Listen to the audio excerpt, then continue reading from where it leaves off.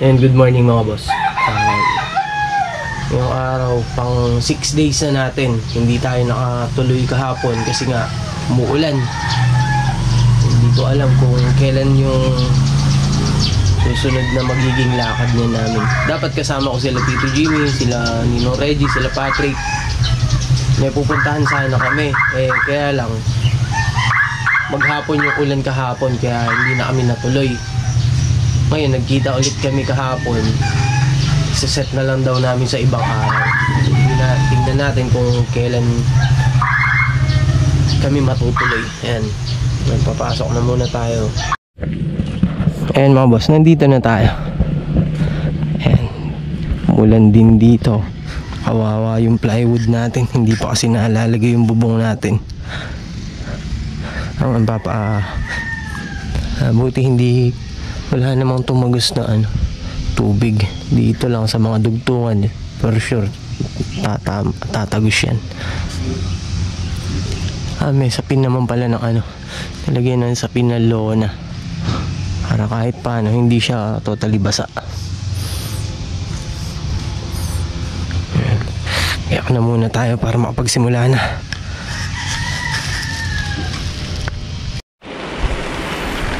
Ayan mga boss, dumating yung kalaban. Umuulan. Naglalagay na tayo ng kilo. Hindi ko lang na-video kasi medyo minamadali ko kanina. Umaambon. Hindi ko expect na tutuloy siya kasi umaraw na. Tapos ngayon eto, umulan na naman. Paglagay na tayo ng kilo. Dito masisilip dito. Yun yung kilo. Yung 5 na yan nakalagay na. Pinakapamakuan na lang ng yero natin yung kulang. Tapos bubuhusan na lang to. Pintura yung wine-welding na to. Yung mga na-welding pipinturahan. Tapos binil. Tsaka upuan na lang. Okay na. Para makalipat na tayo dun sa tiles. Ayan, may mga support na rin dito. Ito yung upuan. Ayan, yung upuan may support na dun. Ayan. Kaya lang umuulan na. Tigil muna sa trabaho.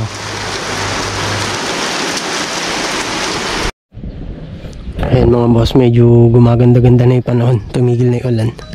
Kaya pwede na natin simulan ulit. Ayan. Tapos mga nakalagay na rin yung paganyan ng upuan natin. Pinaka-brace na lang dito. Lalagyan pa natin siya ng brace dyan. Sa gitna. Ito sa gitna. Lalagyan pa natin. Tapos pinaka-sandalan ng upuan natin dito. Ayan na siya.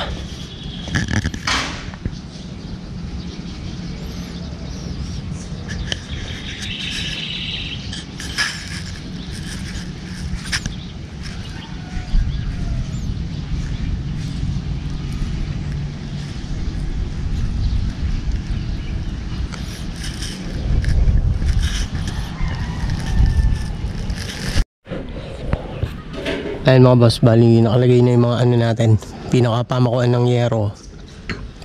Hinihintay na lang natin yan, yung yero, gutter, para mailagay natin yung yero. Pull weld ko na lang yan, matatapos na.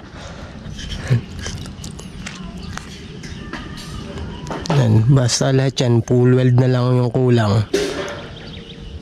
Eto, brace, plywood, sandalan, okay na yan.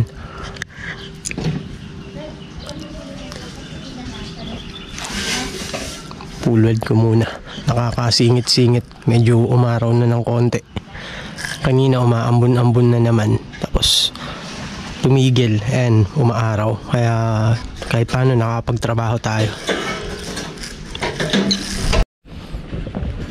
Ayan mga boss, natapos na nating ilagay yung mga pamakuan ng yero. Pipinturahan na lang bukas ng maga. Tapos kung darating man ng tanghali yung mga yero natin, mailalagay na rin. Tapos naiporma na rin yung mga upuan. Yung sandalan ng upuan nandito na. Ano siya?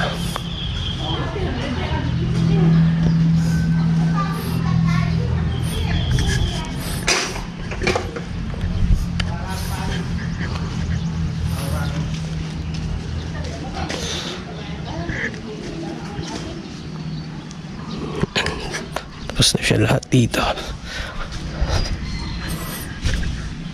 Pinalawang sa pag-ulan. Ito yung sama dito nung umulan. May lona rito, nababad ng tubig. Kaya ayun siya. Nangitim yung plywood natin dito. Tapos naglagay na rin tayo ng brace dito para sigurado. Yung 4 na sulok na to, meron. Yan. Yan yung puan niya. Yan. 40 cm. Tapos 50 cm. Medyo naka-island siya ng konti. Naka-island siya ng konting pag ganyan. Ayan.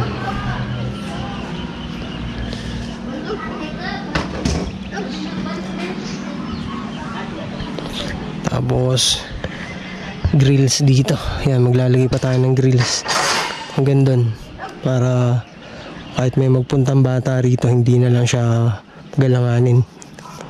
Tapos maglalagay tayo ng pinaka hawakan niya rito pababa. Bukas pipinturahan na yan. Eto, syempre pipinturahan din bago natin sesementohan. Ayan siya.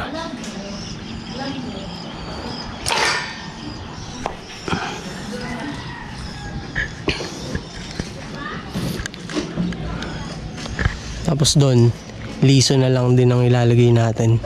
Mukha na yung kay Tito Jimmy, ilalagyan na lang natin ng liso para hindi pumasok yung tubig kung umuulan man, hindi pasukan ng tubig dito. Kasi by November pag uwi niya ulit, balak niyang pataas tong bubong, i-repair natin, itataas. Ayan.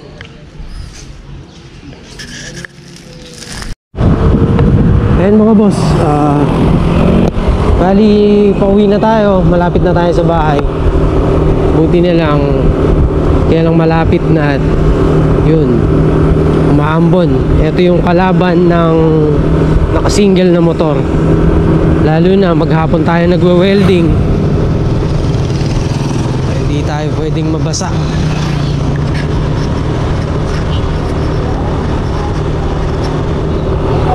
Mga boss, bukas na lang po ulit.